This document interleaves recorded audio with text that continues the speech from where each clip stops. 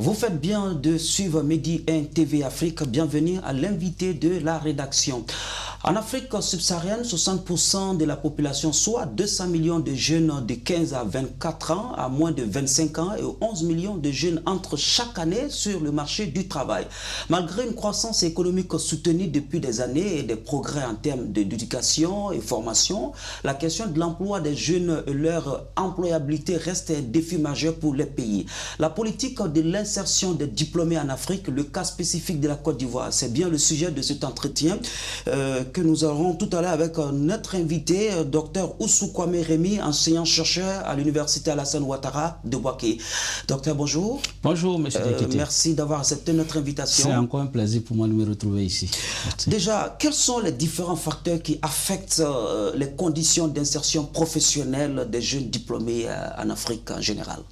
Merci beaucoup. Je pense que les études ont révélé qu'il y a 3 facteurs consécutifs. Il y a les facteurs sociaux, les facteurs éducatifs et les facteurs culturels. Les facteurs sociaux, par exemple, quand vous êtes né dans une famille relativement aisée, vous avez la possibilité quand même d'intégrer une bonne école et d'avoir un bon travail aussi à la suite. Et les facteurs éducatifs, c'est que le système éducatif en lui-même est quand même plus ou moins déconnecté un peu de la réalité des entreprises, de la réalité des structures, de sorte que il est difficile pour le jeune peut-être qui sort de l'université d'être tout de suite employable.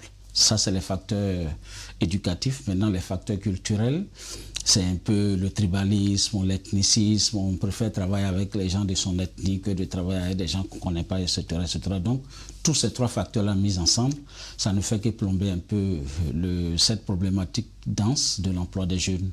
Oui. Est-ce un cas général pour toute l'Afrique? Généralement, oui, généralement, parce que mon expérience, par exemple, aux États-Unis, en Allemagne, m'a fait comprendre que déjà l'étudiant est préparé en amont, voilà, à affronter le monde du travail. Et je pense aussi que, parce que ça, j'ai dû poser la question à mon superviseur lorsque j'étais aux États-Unis lors de mon stage. Je lui ai demandé, oui, je lui ai demandé quel est le facteur le plus important lorsqu'un jeune sort de l'université et qu'il va vers le monde de l'emploi. Il dit c'est le réseautage. Oui, même dans un pays comme les États-Unis, les relations, les connaissances, qui tu connais, oui, les connexions, c'est aussi très important. Donc c'est un facteur à ne pas négliger. D'accord. Quelles sont les différentes causes des difficultés d'insertion professionnelle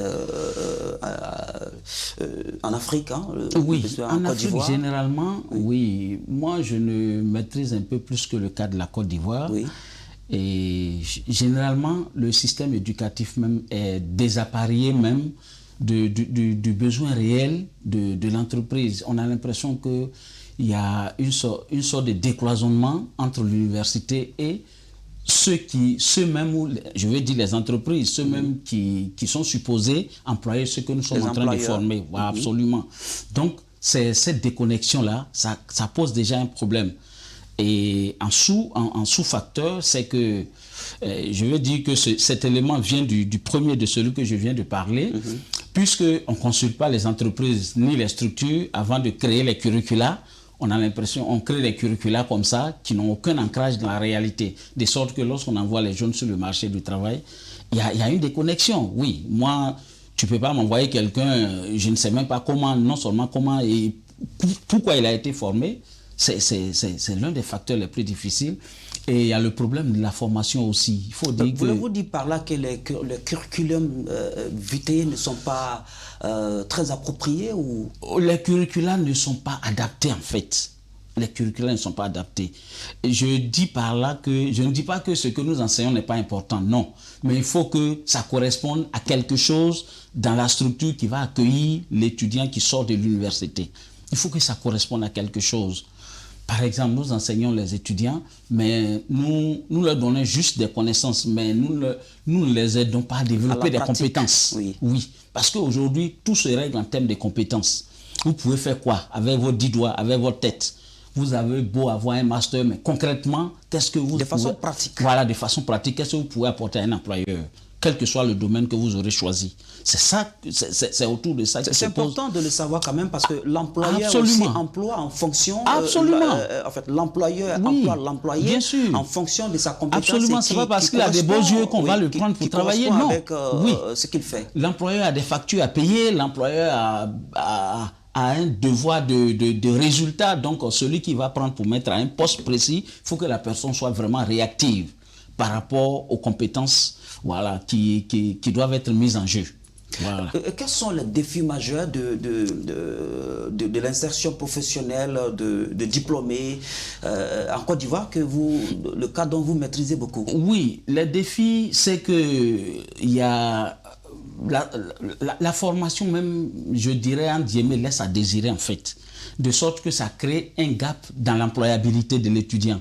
Voilà, parce que là, on parle aujourd'hui des étudiants, des jeunes, des étudiants, mais fondamentalement, c'est au niveau des étudiants que le problème d'insertion se pose, parce qu'on suppose que quelqu'un qui a un master, un bac plus 5, a la capacité ou bien la facilité à s'insérer, mais justement, c'est là que le problème se pose, parce que leur formation ne les forme pas à être employables. L'employabilité, c'est quoi? C'est la capacité à avoir un emploi lorsqu'on a suivi une formation, n'est-ce pas? Voilà, mais... Vous dites que l'insertion, c'est en deux étapes, en amont et en aval. Absolument. En amont, c'est la formation, une bonne formation, une formation de qualité. Et en aval, c'est l'employabilité. Il faut acquérir des compétences. Il ne suffit pas seulement d'être formé, mais il faut être formé à des compétences. Oui. Concrètement, tout à l'heure, je disais qu'un employeur va vous employer par rapport à ce que vous pouvez lui apporter de façon pratique. Oui. Donc, aujourd'hui, tout se règle en termes de compétences. Oui. L'État de Côte d'Ivoire, puisque on parle de cas spécifique de la Côte d'Ivoire, le cas de la Côte d'Ivoire, aujourd'hui, à travers le ministère de la Jeunesse, de l'insertion professionnelle, qui d'ailleurs a organisé une initiative de foire, de recrutement et tout. Qu'en pensez-vous de cette initiative? Et je pense aussi bien qu'ils ont des actions qui mènent déjà. Que pensez-vous de ces actions? Ce sont des très belles actions, en fait. Ce sont des très belles actions. Et ce sont des actions qu'on peut citer comme des modèles? Absolument, des actions qu'on peut citer comme modèle, un peu comme des éléments pour propulser un peu, ou bien pour essayer de régler un peu cette problématique de l'emploi et de l'employabilité des jeunes. On se rend même compte que depuis plus d'une dizaine d'années, je pense aujourd'hui, mais ça doit faire peut-être 15 ans, 12 ou 13 ou 15 ans, je ne sais pas, mais après le bac, il y a un forum pour l'emploi qui est organisé depuis un certain nombre d'années, mais malheureusement, je ne sais pas ce qui se passe, ce que le ministère a entamé maintenant. Il n'y a pas de suite. Voilà, je ne sais pas comment ça se passe, mais pour ce qu'il m'a été donné de comprendre, c'est que j'ai été à plusieurs de ces fois, là, au moins à 2. Ce qu'on propose aux étudiants, c'est les universités qui viennent se vendre. Non, il faut me choisir parce que moi j'ai fait ça, mais en fait, ça devait être centré sur l'étudiant, lui donner des conseils pratiques. Si vous faites ça, voilà ce qui va arriver. Si vous allez ici, voilà ce qui peut en arriver. Si vous voulez faire ça, ce n'est pas interdit. Mais c'était avant. Oui, absolument. Je dis, en fait, je mets ça comme des propositions, en fait. Malheureusement, ce n'est pas ce qui se passe. Je dis qu'à ces fois-là, généralement, c'est les entreprises, c'est les écoles qui vont se vendre, qui vont recruter des étudiants pour leur compte, en fait. Parce qu'il faut Ce ne sont pas des entreprises.